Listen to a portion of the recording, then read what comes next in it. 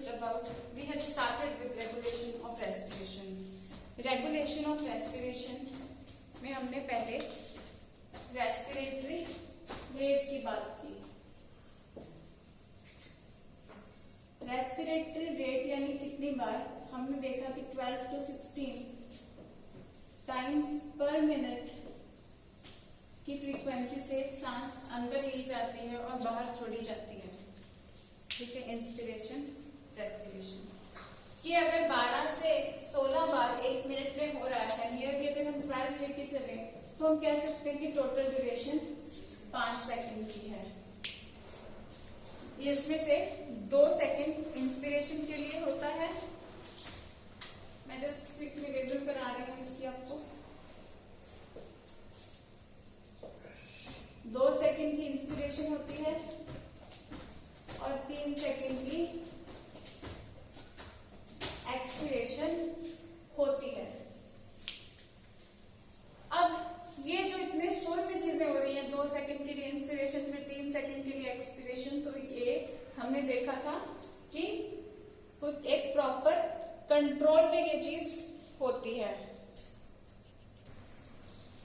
ये कंट्रोल में मेनली हमने देखा रेस्पिरेटरी रिदम सेंटर, जिसे कि हम dorsal respiratory group of medulla बोलते हैं, ये, और न्यूमोटॉक्सिक सेंटर जो कि मेडुला का डॉर्सल ग्रुप है, ये कंट्रोल करते हैं मेनली.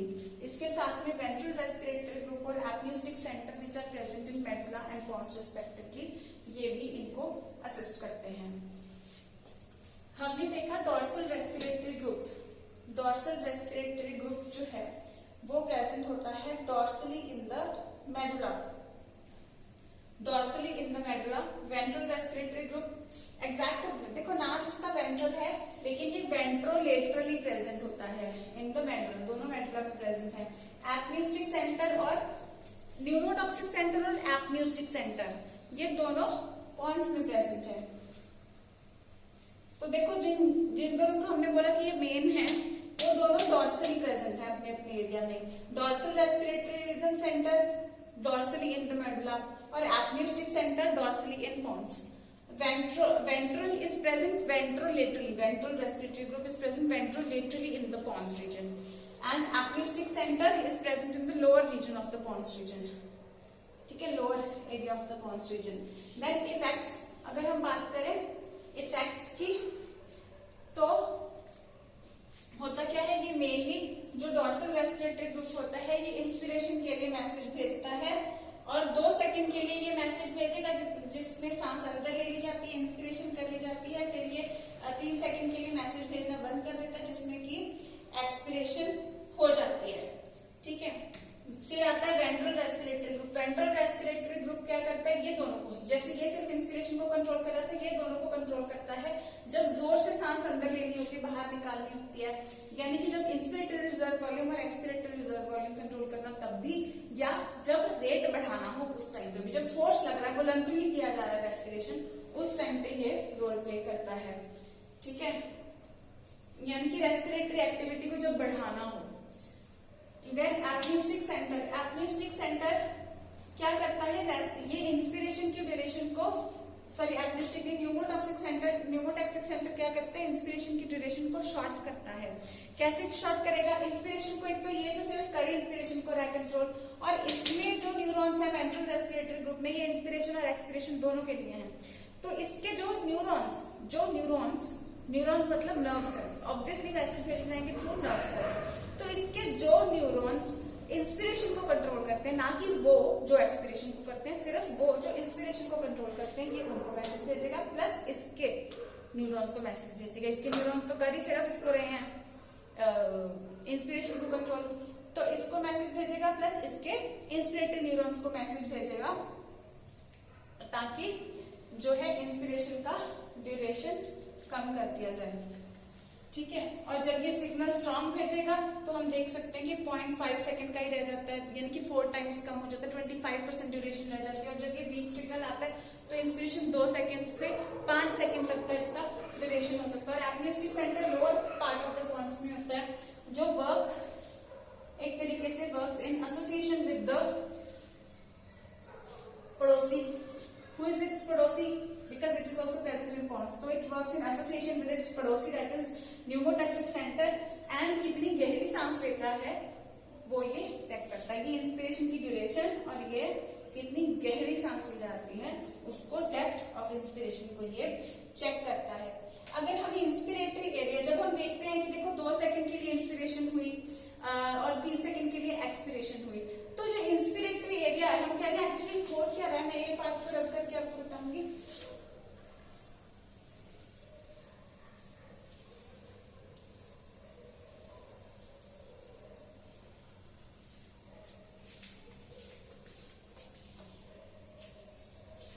जो इसका इंस्पिरेटरी एरिया है हम देख रहे हैं कि उसको मैसेज भेज रहा है ना, inspiratory area.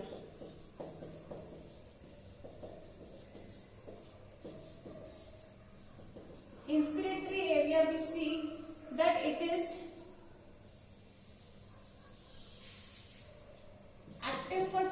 active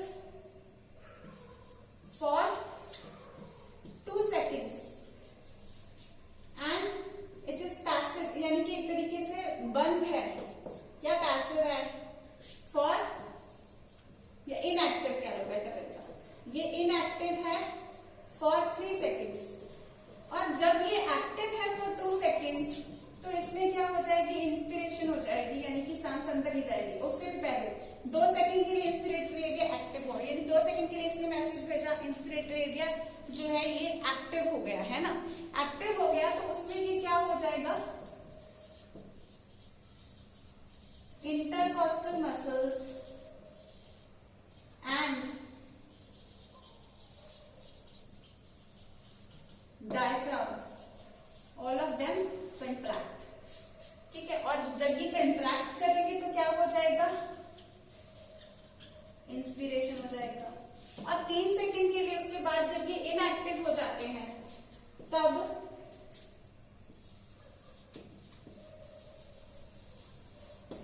intercostal muscles and diaphragm they relax. जब इंटरकॉस्टल मसल्स और डायफ्राम रिलैक्स हो जाते हैं तो हमें पता है एक्सपिरेशन होती है। इंस्पिरेशन और एक्सपिरेशन का पूरा प्रोसेस हम लोग डिस्कस कर चुके हैं। तो ये होता है इंस्पिरेशन। एक्सपिरेशन यहाँ पे 2 सेकंड के लिए एक्टिव होता है और 3 सेकंड के लिए इनएक्टिव होता है। जब एक्टिव होता है तब ये मसल्स कंट्रैक्ट कर जाती है, रेस्पिरेटरी मसल्स, और इंस्पिरेशन हो जाती है। जब ये इनएक्टिव हो जाता है मसल्स रिलैक्स हो जाएंगी, मैसेज नहीं जा रहा तो अभी कंट्रैक्शन नहीं होगी, जब मैसेज नहीं गया तो ये रिलैक्स हो गई और एक्सपिरेशन हो गया। ठीक है, ये हो गया हमारा न्यूरल कंट्रोल। अभी हम आएंगे केमिकल कंट्रोल। केमिकल कंट्रोल कुछ प्रोसेसेस में प्रॉपर तरीके से हार्मोन्स करते हैं, इसमें प्रॉपर हार्मोन्स का रोल नहीं है इसमें लेकिन केमिकल कंट्रोल वर्ड जरूर यूज होगा क्योंकि यहाँ पे पीएच का रोल होता है। पीएच यानी ब्लड में देखो, जब भी ऑक्सीजन ब्लड में है या जब कार्बन डाइऑक्साइड ब्लड में है, तो जब कार्बन डाइऑक्साइड ब्लड के साथ मिली हमने देखा एच आयंस रिलीज हुए, तो कुछ हद तक पीएच वगैरह का जो इफेक्ट होता है वो चीज यहाँ पे जो केमिस्ट्री है उसकी जो केमिकल नेचर है, जो ये चीजें चेंज कर रही हैं, रेस्पिरेटरी गैसेस चेंज कर रही है, वो chemical nature of the fluid is responsible. और वो केमिकल नेचर को रिसीव करने के लिए कुछ कीमो रिसेप्टर्स यानी कि उस पीएच को रिसीव करने वाले, हाँ कि कितनी पीएच हो गई उसको चेक करने वाले रिसेप्टर्स भी हैं। ठीक है, तो अभी हम उसके बारे में डिस्कस करेंगे। I will quickly rub this part, this portion is to be noted by you. I will quickly rub this part now, then I will start with chemical control.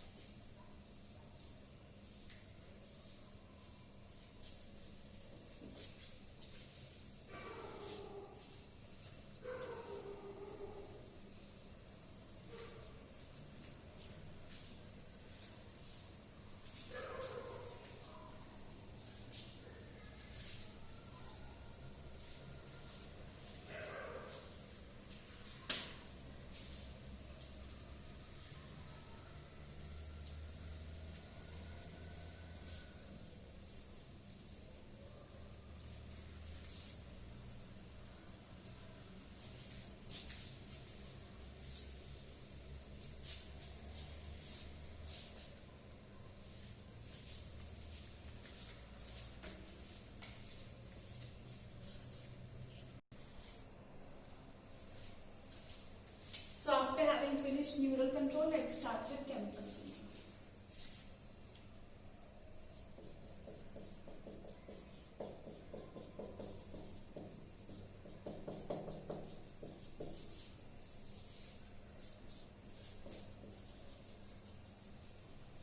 A chemosensitive area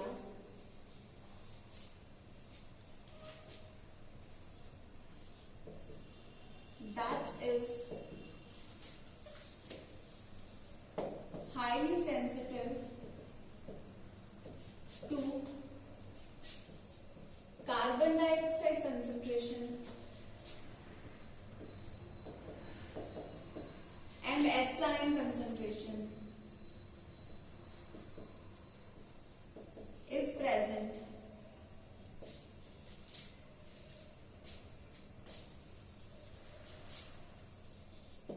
adjacent to respiratory rhythm center. अब जो respiratory rhythm center which we discussed is present on the dorsal side of medulla, उसके बिल्कुल साथ में ही उसके पड़ोस में एक एरिया होता है. देखो ब्लड हमारी पूरी बॉडी में सप्लाई करता है ना, ब्लड फ्लो पूरी बॉडी में होता है.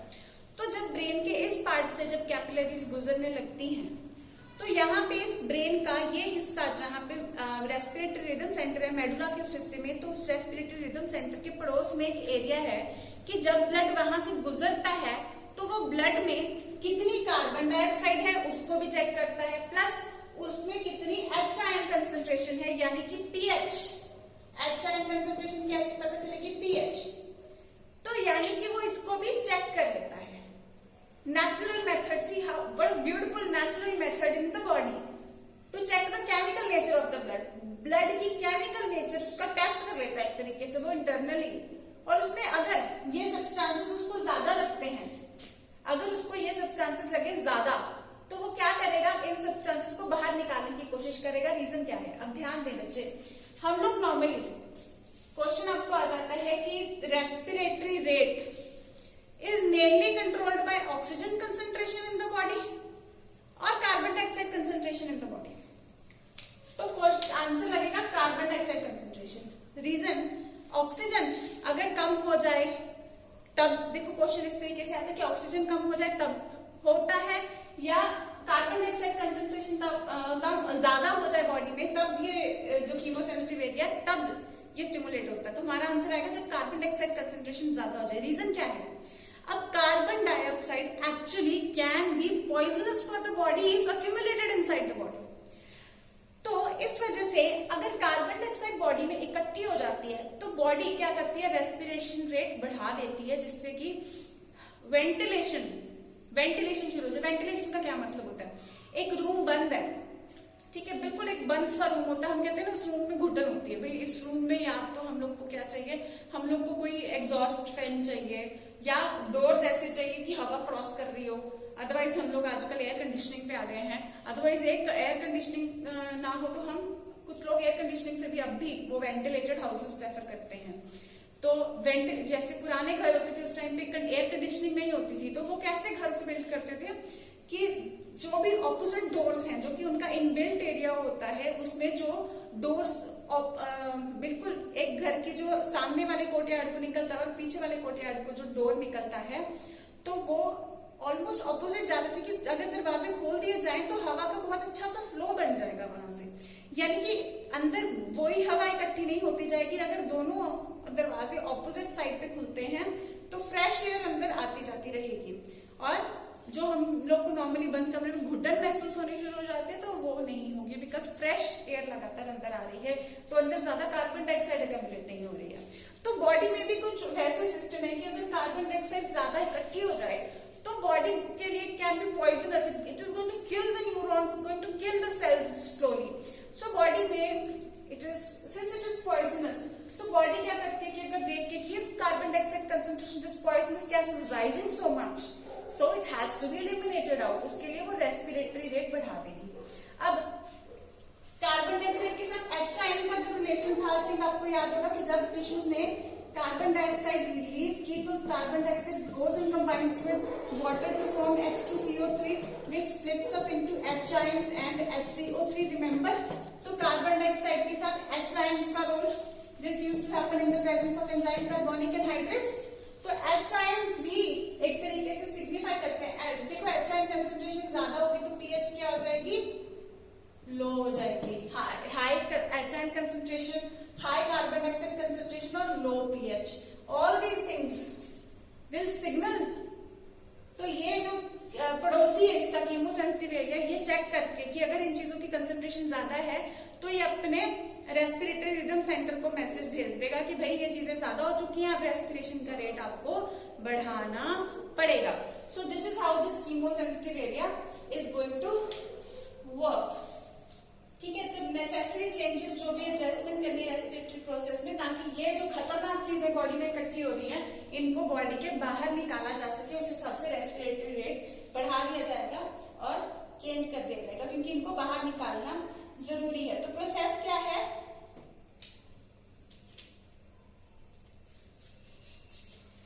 I will just rub this.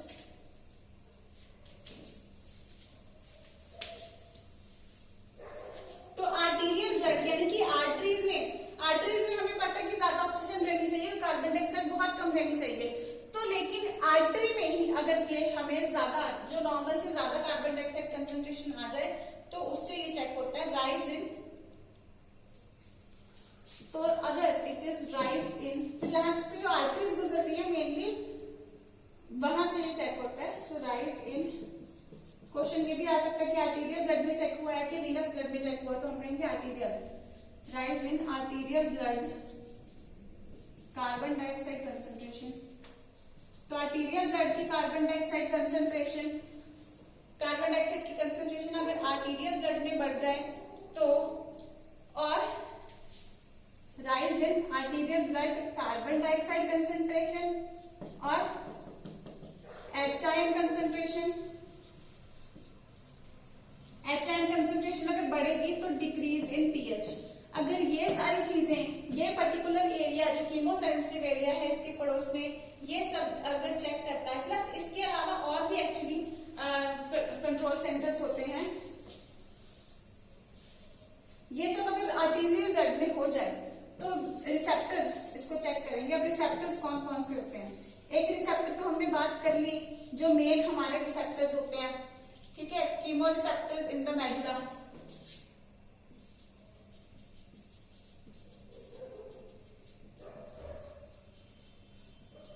Central chemo receptors in the medulla. एक तो मेन तो ये हमारे जो ब्रेन में है, ठीक है, ब्रेन के पार्ट में है. अब हार्ट के आसपास भी जो ब्लड वेसल्स होती हैं उनके ऊपर भी एक्चुअली कुछ कीमो रिसेप्टर्स होते हैं.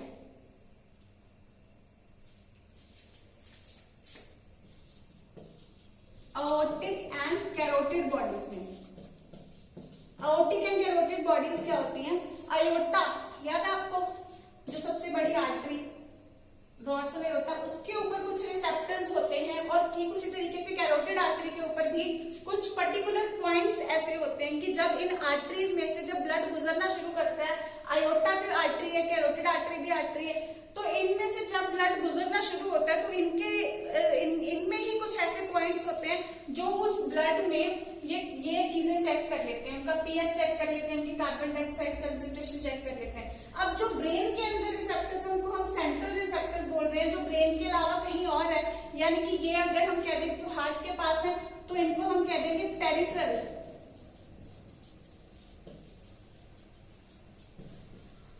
Peripheral chemoreceptors in aortic and carotid bodies.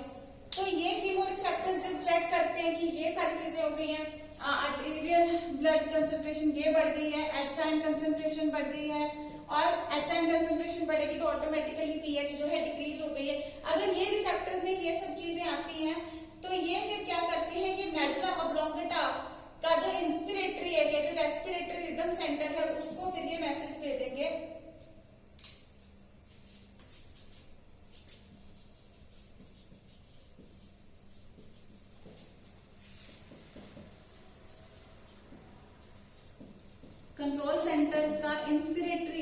Of medulla कह सकते हैं, या हम इसको वैसे ही रेस्पिरेटरी रिदम सेंटर कह सकते हैं, जैसे आपको ठीक लगे।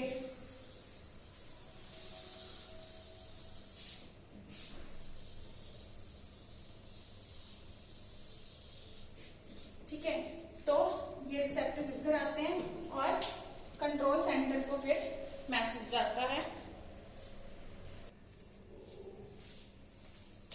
तो अब जब इस रेस्पिरेटरी रिदम सेंटर को मैसेज जा चुका है, तो रेस्पिरेटरी रिदम सेंटर हमें पता है किसको कंट्रोल करेगा, फिर से इंस्पिरेशन को 2 सेकंड के लिए मैसेज भेजता है ना ये नॉर्मली। तो अभी ये क्या करेगा, अभी क्या करेगा, ये रेस्पिरेटरी मसल्स को मैसेज जाता है। सो इफेक्टर कौन है, तो अब इफेक्टर को मैसेज जाएगा, इफेक्टर यानी जिसको मैसेज जाता है। तो इफेक्टर्स आर रेस्पिरेटरी मसल्स, तो respiratory muscles contract more frequently and more forcefully।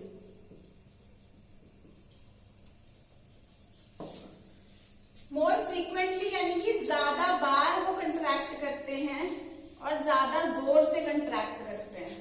ठीक है, कौन सी है रेस्पिरेटरी मसल्स, इंटरकॉस्टल मसल्स, जिसमें हमने एक्सटर्नल इंटरनल की थी, and diaphragm, intercostal muscles and diaphragm। तो ये ज्यादा जल्दी जल्दी से, जैसे कि हम देख रहे हैं कि 12 या 16 बार, 12 से 16 बार कंट्रैक्ट रिलैक्स करती है, लेकिन अब ये उनकी फ्रीक्वेंसी का मतलब होता है बेटा नंबर। ठीक है, फ्रीक्वेंसी का मतलब होता है नंबर, यानी कि अब अगर हम कह रहे हैं कि ज्यादा फ्रीक्वेंटली कर रहे हैं तो हम कह सकते हैं कि इनकी फ्रीक्वेंसी बढ़ गई, या कितनी बार ये कंट्रैक्ट रिलैक्स करते हैं वो नंबर इनका अब बढ़ जाएगा। ठीक है, तो वो ज्यादा क्या नंबर बढ़ना शुरू हो जाएगा। तो इस केस में जोर से सांस अंदर ली जाएगी, बाहर निकाली जाएगी, और जब रेस्पिरेटरी रेट एक तरीके से हम कह सकते हैं कि बढ़ जाएगा। तो रेस्पिरेटरी रेट जो है वो बढ़ा दिया जाता है। तो इस तरीके से ये जो फिनोमेनन होता है जब जोर जोर से सांस लेने निकालने का, तो इसको हम कहते हैं हाइपर वेंटिलेशन। ठीक है, हाइपर वेंटिलेशन। हाइपर वेंटिलेशन कैसे हो सकती है, जैसे मैंने आपको बताया कि दरवाजे खुले हुए हैं, हवा नॉर्मली क्रॉस कर रही है, दैट इज वेंटिलेशन हो रही है। अगर फोर्सफुली एयर अंदर डाली जाए, ठीक है, वहां पे दरवाजे के ऊपर ही फैन इधर लगा दिया जाए, उधर बाहर निकालने के लिए लगा दिया जाए, फोर्सफुली जल्दी जल्दी से जो है करवाई जाए, ठीक है, जबरदस्त हाई पावर फैंस लगा दिए गए हैं, तो उस तरीके से जल्दी जल्दी से ये जो है वेंटिलेशन हो रही है, तो इसको हम कहेंगे हाइपर वेंटिलेशन। ठीक है, हाइपर का मतलब होता है ज्यादा, हाइपो का मतलब होता है कम, तो यहाँ पे हम हाइपर वर्ड यूज कर रहे हैं। तो वेंटिलेशन बहुत ही ज्यादा होनी शुरू हो जाती है, इतनी ज्यादा फ्रीक्वेंट होती है कि ये जो जहरीली चीजें हैं अंदर, कार्बन डाइऑक्साइड गैस स्पेशली, उसको बाहर निकाल दिया जाता है। तो उसको जब बाहर निकाल दिया जाएगा रेस्पिरेशन की मदद से, एक्सपिरेशन की मदद से, तो क्या हो जाएगा, इससे बिल्कुल ऑपोजिट जो स्टार्टिंग का पॉइंट था हमारा, इससे बिल्कुल ऑपोजिट चीजें हमारे पास आ जाएंगी, इससे बिल्कुल ऑपोजिट इफेक्ट हमारे पास आ जाएगा, जो कि क्या होगा, यहाँ पे कार्बन डाइऑक्साइड कंसेंट्रेशन हाई थी in the arterial blood, so carbon dioxide concentration in arterial blood decreases, H concentration भी decreases and pH increases। ठीक है, and pH increases। तो फाइनली इससे उल्टा ये जो नेगेटिव चीजें थी, इन्होंने मैसेज भेजा था। जब हमने देखा कि जब rise in arterial blood concentration हो जाता है, आर्टेरियल ब्लड में, आर्टरीज में यानी कि जो ब्लड जा रहा है, जिसे हम ऑक्सीजनेटेड, आर्टेरियल ब्लड मतलब ऑक्सीजनेटेड ब्लड यूजुअली है ना, तो जो आर्टरीज के अंदर ब्लड है उसमें हम देखते हैं कि अगर कार्बन डाइऑक्साइड का कंसंट्रेशन बढ़ जाए और H कंसंट्रेशन बढ़ जाए और पीएच डिक्रीज हो जाए, तो ये चीजें मैसेज देंगी रिसेप्टर्स को, यानी कि जहां से ब्लड गुजर रहा है, जैसे कि वो मेडुला के पास से गुजर रहा है, तो मेडुला के पड़ोस में जो कीमो सेंट्रल कीमोरिसेप्टर मानेंगे। सेंट्रल क्यों? क्योंकि वो नर्वस सिस्टम में प्रेजेंट है ना, नर्वस सिस्टम में प्रेजेंट है। तो सेंट्रल कीमोरिसेप्टर मेडुला के पड़ोस में पड़ा है तो वो चेक करेगा। फिर पेरिफेरल कीमोरिसेप्टर यानी कि पेरिफेरी में जो पड़ा है, अयोटिक एंड कैरोटिड बॉडीज, ठीक है। पेरिफेरल कीमोरिसेप्टर्स जो कि अयोटा और कैरोटिड आर्टरी से जब ब्लड गुजरता है इन दोनों आर्टरी से, तो वहां पे भी जो रिसेप्टर्स होते हैं वो भी इसको चेक कर लेते हैं। मेनली यही सेंट्रल है, ये पेरिफेरल भी इसमें मदद करते हैं। इनमें भी वैसे ही सेंटर्स ऐसे हैं जो एक तरीके से इनकी टेस्टिंग कर लेते हैं कि इनका पीएच क्या चल रहा है, इनके अंदर कितनी कार्बन डाइऑक्साइड कंसंट्रेशन चल रही है, ये सब चीजें ये चेक कर लेते हैं। और जब भी ये देखते हैं, ये नोटिस करते हैं कि हाँ कितनी कार्बन डाइऑक्साइड कंसंट्रेशन है, कितनी ऑक्सीजन एंजाइम कंसंट्रेशन है, यानी कि कितना पीएच चल रहा है ब्लड का, ये सब चेक करते हैं। और फिर ये जो अपना रेस्पिरेटरी रिदम सेंटर को मैसेज भेज देते हैं कि भाई अभी ये जहरीली गैसें अंदर ज्यादा भर गई हैं, अगर इनको बाहर ना निकाला गया तो हमारे इंटरनल ऑर्गन्स क्या है, डैमेज हो सकते हैं, इंटरनल ऑर्गन ज्यादा डैमेज हो सकते हैं। तो उस डैमेज को प्रिवेंट करने के लिए रेमेडियल एक्शंस लिए जाएं, ठीक है। तो इन्होंने अपने बॉस को मैसेज दे दिया। बॉस कौन है? Respiratory rhythm centre present in the medulla. Medulla में कहाँ पे? On the dorsal side, dorsal respirator group इसको हम कहते हैं। नॉर्मल कंडीशंस में ये 2 सेकंड के लिए मैसेज भेजता है रेस्पिरेटरी मसल्स को। दो respiratory muscles, intercostal muscles, diaphragm, वो कंट्रैक्ट करती हैं। जितने टाइम में वो कंट्रैक्ट कर रही होती हैं वो वॉल्यूम बढ़ा देती हैं, थोरैसिक वॉल्यूम बढ़ा देती हैं, और जिससे कि इंटरनल प्रेशर कम हो जाता है। तो high pressure to low pressure जो है, ऑक्सीजन जाना शुरू हो जाती है, आउटसाइड टू इनसाइड जाना शुरू हो जाती है। वो नॉर्मल कंडीशंस में करता है। 2 सेकंड के लिए मैसेज भेजेगा, 3 सेकंड के लिए वो मैसेज भेजना बंद कर देता है, जिसके टाइम पे एक्सपिरेशन हो जाती है। तो यहाँ पे क्या होता है, जब इन्होंने ये इन रिसेप्टर्स ने ये चेक कर ली कि ये सारी कंडीशंस हो रखी हैं, तब इन्होंने रेस्पिरेटरी रिदम सेंटर को मैसेज भेजा। उसके इंस्पिरेटरी एरिया को पर्टिकुलरली इंस्पिरेशन के लिए रिस्पॉन्सिबल है उसको, यानी कि इन्होंने मैसेज भेजा। तो फिर उसका काम ये रेस्पिरेटरी मसल्स को मैसेज भेजना। तो अब ये क्या करेगा, जैसे वो 2 सेकंड के लिए मैसेज भेज रहा था, तो अब ये क्या करता है, मैसेज बार बार भेजना शुरू कर देता है। जैसे कि नॉर्मली अगर 2 सेकंड और 3 सेकंड वाली फ्रीक्वेंसी की बात करें तो उसने ये 12 बार मैसेज भेज रहा था, ठीक है। दैट इज व्हाई 12 टाइम्स पर मिनट ये बंदा ब्रीथ कर रहा था। लेकिन अब ये क्या करेगा, बार बार मैसेज जाना शुरू कर दे, बार बार मैसेज भेजेगा, जिससे कि रेस्पिरेटरी रेट बढ़ जाएगा, यानी कि बंदा ज्यादा सांस लेगा, जोर जोर से सांस लेना शुरू कर देगा। एक तो डेप्थ ऑफ रेस्पिरेशन भी बढ़ जाएगा, प्लस फ्रीक्वेंसी यानी कि रेस्पिरेटरी रेट भी बढ़ जाएगा। तो रेस्पिरेटरी रेट बढ़ने की वजह से बार बार सांस अंदर ही जा रही है, छोड़ी जा रही है, और मेनली जो काम है वो क्या है, छोड़ी जा रही है। यानी कि जो अंदर कार्बन डाइऑक्साइड इकट्ठी हो रही थी उसको अक्यूमुलेट हो रही थी, और उसको क्या कर दिया गया है, बाहर निकाल दिया गया है जहरीली गैसेस को। तो वो बाहर गई है, एचआई कंसंट्रेशन भी नॉर्मल हो जाती है और पीएच भी फिर नॉर्मल हो जाती है, ठीक है। तो इस तरीके से ये केमिकल कंट्रोल होता है। तो हमारा न्यूरल कंट्रोल और केमिकल कंट्रोल ये दोनों ही चेंज हो जाती है, ठीक है। अब देखो बेटा, जो हम पीएच की बात कर रहे हैं,